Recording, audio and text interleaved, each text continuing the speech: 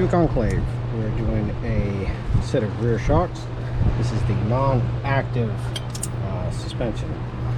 The difference will be the non-active has these little granules out the side. The active one is just going to have two sets that look like this, not like this setup. This is the easiest way I found to do this with less fuss. So when you get these, they will become compressed, so you'll have to release it. That will be the fun part. Lining up these inside here, not very much fun. So this is the easiest route that I found. 21mm in the bolt back here, 21mm nut back behind it. So you use a wrench and an impact gun, or wrench and a socket, whichever you so choose. We'll undo the bottom.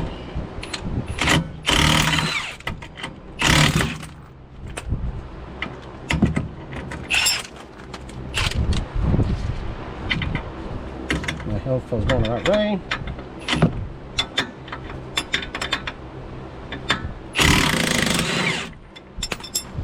Gonna have a nut and a washer. You can just simply pull them out and go chase your washer. So that's for the bottom. Top, these are 15s. This whole assembly will come out, and you can use a deep 18mm socket to get this off, and a 15 on the back half to yank them off that one.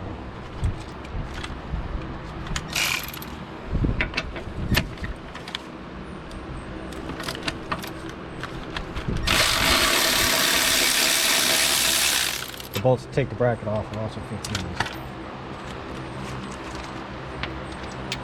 So when I had to use a non-impact because I couldn't reach them in the other one.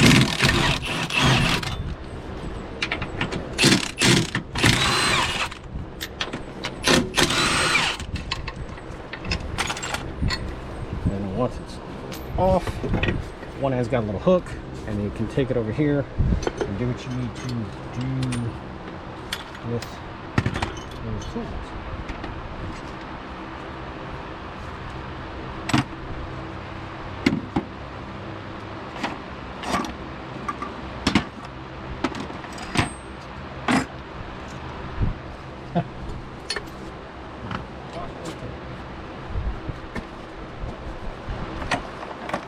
Found my utility.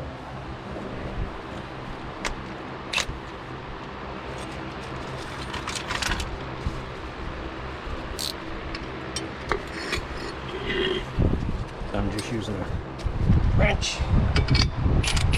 Oh. Got it out of 18.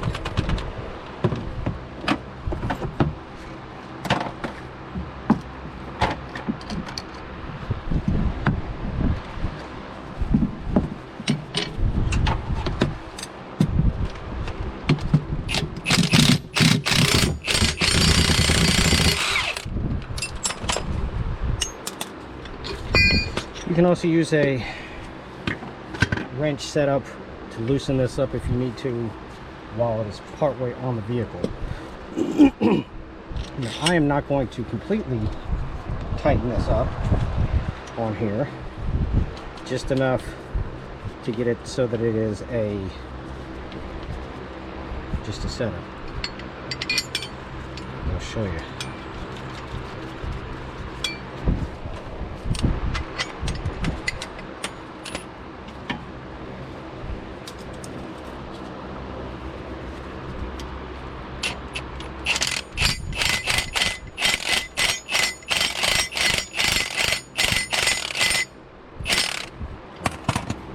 Just enough on there so that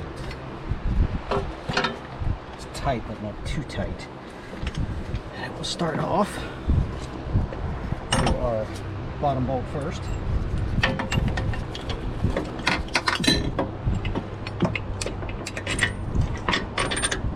Just goes in from one side to the other with each washer. I'll put it on. And so now, when you have it like this, now you get your wire cutters, snip a little things off. Most of these have a little pull strap, but this pull strap does not work out too well. So I'm still cutting this anyways. Alright, before you cut it all the way, watch this. This end over here has a hook. It's going to line up right from there.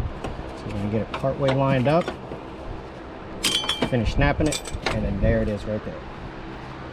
Kind of hold it down, get one bolt in.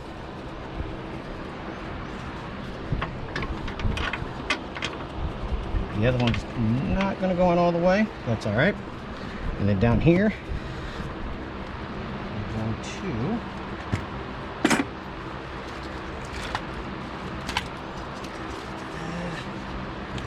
so I'm going to get this top one in here. Not zipped in all the way, just enough where there'll be an opportunity for it to come down. Next, pry bar.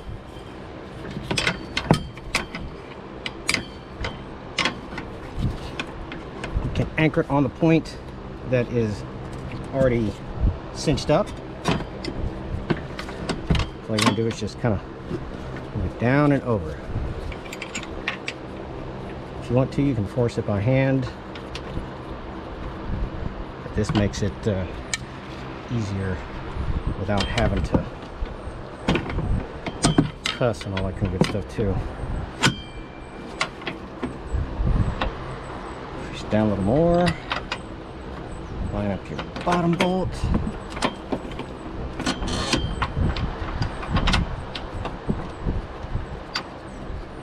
Just like that.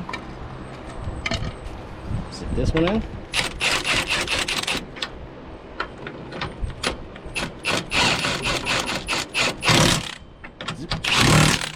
Like that. Now you can tighten up your other one that was over here. Wrong damn way.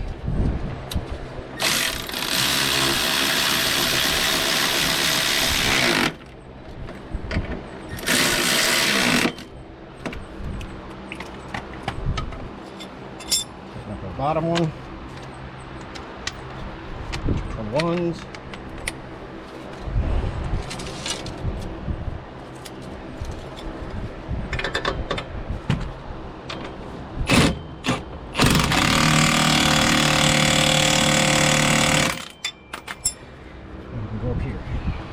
Finish up the rest.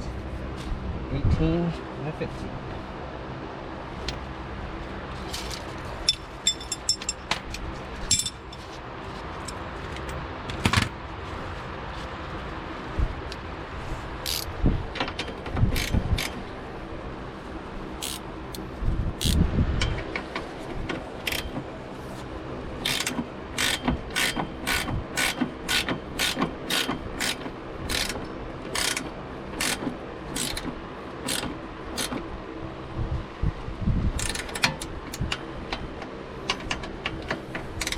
A little more good and snug,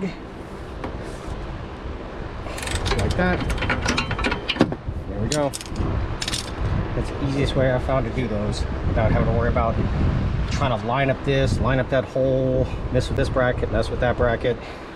And if you leave the brackets on here, trying to get it lined up in between here, there may be a slight difference in the thickness for the distance here. So instead of having to mess with lining this up with the brackets, just get the brackets, put the bolts on and line the bolts up. That's a whole lot easier than having to mess with getting that in there. Plus this long bolt right here, you don't have much wiggle room trying to get past this brake line.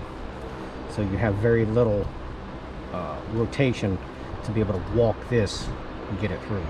But that's my easiest way that I've done this. What did that take me? Less than 10 minutes. So the other side was the same way. I looked at it, took this first one off. I took it off the first time, took the bolt out, and then getting it wedged back in there was more difficult than taking out 4 15mm bolts and putting it on like you saw. But any questions, comments, or suggestions otherwise, let me know.